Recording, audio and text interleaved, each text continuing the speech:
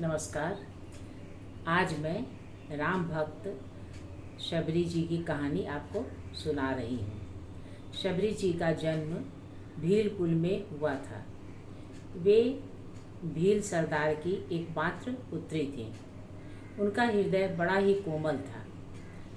वे लोगों से बहुत ही प्रेम भाव से मिलती थी और बहुत ही सरल आचरण किया करती थी।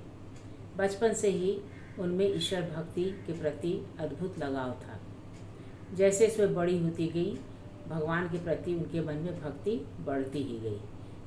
उस समय की प्रथा के अनुसार उनका विवाह तय कर दिया गया, लेकिन जिससे उनका विवाह तय हुआ था वह बहुत ही क्रूर प्रकृति का था।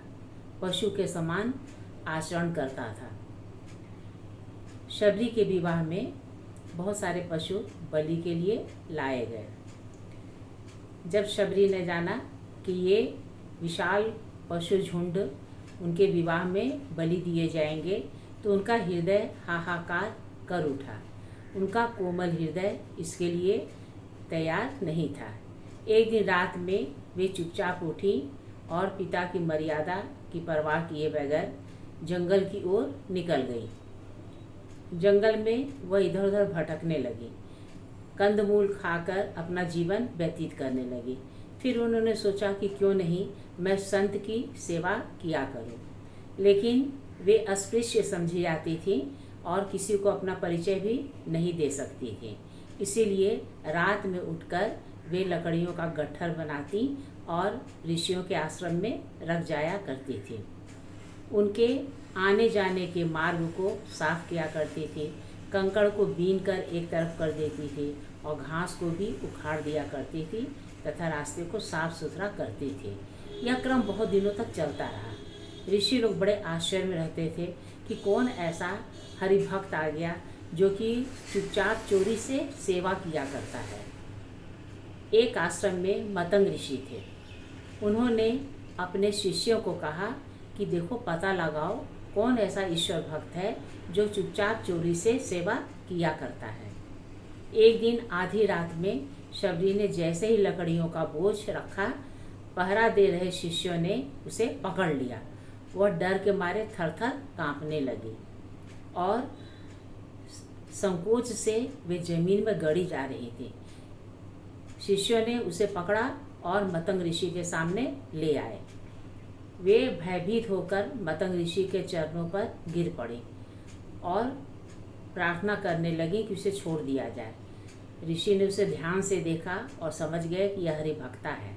उन्होंने शिष्यों से कहा कि उसे छोड़ दो और उसके कान में सीताराम का मंत्र दिया और कहा कि तुम इसी आश्रम के एक कोने में पर्णकुटी बनाकर रहो।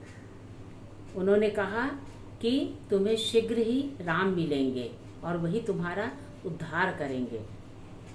अब शबरी वहीं रहने लगी और सीताराम नाम का जाप करने लगी और संतों की सेवा करने लगी।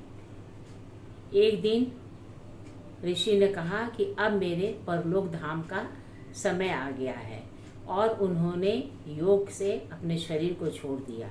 जब शबरी ने ऐसा देखा तो बहुत ही व्याकुल हो गई, लेकिन उन्होंने इसे ईश्वर का विधान मानकर स्वीकार कर लिया। वे पर्णकुटी में रहकर भगवान का नाम लेती थीं और पूर्ववत सेवा साधु संतों की किया करती थी। एक दिन उठने में उन्हें प्रातःकाल थोड़ी देर हो गई। वे रास्ते को साफ कर रही थी और कंकड़ पत्थर को बीनकर एक तरफ कर रही थी। उसी समय सरोवर से नहाकर आते हुए एक ऋषि से किंचित मात्र छू गई।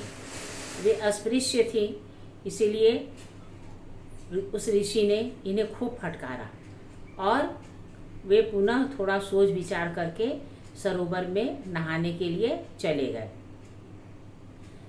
जब वे नहाने के लिए गए तो उन्होंने देखा कि सरोवर का जल रक्त के समान लाल हो गया है और उसमें कीड़े पड़ गए हैं। सभी ऋषियों ने बारी बारी से देखा और इसके लिए वे शबरी को ही दोषी मानने लगे।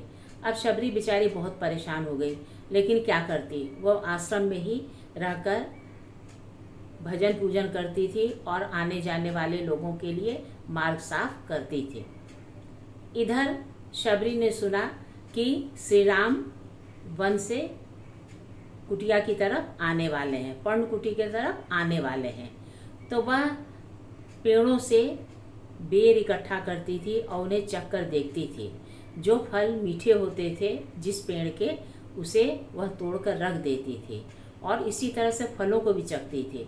जिस पेड़ के फल मीठे होते थे उन्हें तोड़कर रख देती थी और खट्टे फलों को फेंक देती थी। और वह प्रभु का इंतजार करने लगी कि प्रभु कब आएंगे। उसने सुना कि प्रभु वन में पधार गए हैं, तो वह सोची कि मैं नीच जाति की हूँ, पता नहीं राम मुझसे मिलना पसंद करेंगे या नहीं करेंगे। वह वन में एक तरफ जाकर छिप गई। इधर प्रभु राम शबरी को ढूंढते ढूंढते उसकी कुटिया में पधारे और उन्होंने लोगों से पूछा कि हरिभक्ता शबरी कहाँ है। शबरी ने जब सुना कि प्रभु राम उसकी कुटिया में पधारे हैं, तो वह दौड़ कर आई और दूर से ही प्रभु को देखकर साष्टांग प्रणाम किया। प्रभु ने उसे अपने कोमल हाथों से उठाया और पास में बिठाया, उसका कुशल क्षेम पूछा। शबरी ने प्रभु को मीठे फल खाने को दिए। प्रभु ने उन फलों की बहुत ही प्रशंसा की। उसी समय ऋषि जो आसपास रहते थे वे सरोवर में नहा नहीं पाते थे, क्योंकि सरोवर का जल गंदा हो गया था। उन्होंने आपस में विचार विमर्श किया और सोचा कि चलो रामचंद्र जी से इसका उपाय पूछा जाए। वे श्री रामचंद्र जी के पास आए और प्रणाम करके उन्होंने निवेदन किया कि प्रभु सरोवर के जल को पहले की तरह कैसे स्वच्छ किया जाए, क्योंकि हमने तो बहुत यज्ञ किए इस जल को साफ करने के लिए, बहुत सारे पवित्र सरोवर से जल लाके इसमें डाला, लेकिन इसका जल कीड़ों से भरा है और रक्त के समान लाल है, जो इस शबरी के कारण हो गया है। प्रभु ने उन्हें टोका, कहा कि नहीं, शबरी के कारण जल ऐसा गंदा नहीं हुआ है, तुम लोगों को ब्राह्मणत्व का अहंकार था, इसीलिए जल ऐसा हो गया है। तो ऋषियों ने उपाय पूछा।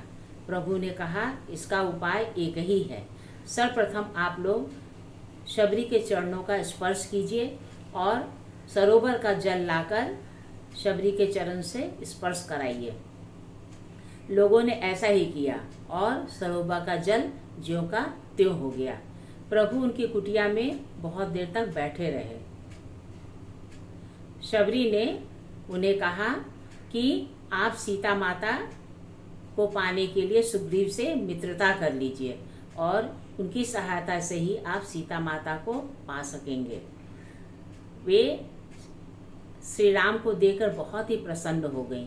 उनके जीवन का हर मनोरथ पूरा हो गया। उन्होंने योग माया से अपने शरीर को त्याग दिया और भस्म होकर जमीन पर गिर पड़ी और प्रभु के चरणों में समा गई। कहिए आपको ये कहानी कैसी लगी? अगर अच्छी लगी हो तो कृपया इसे लाइक और सब्सक्राइब कीजिएगा। नमस्कार।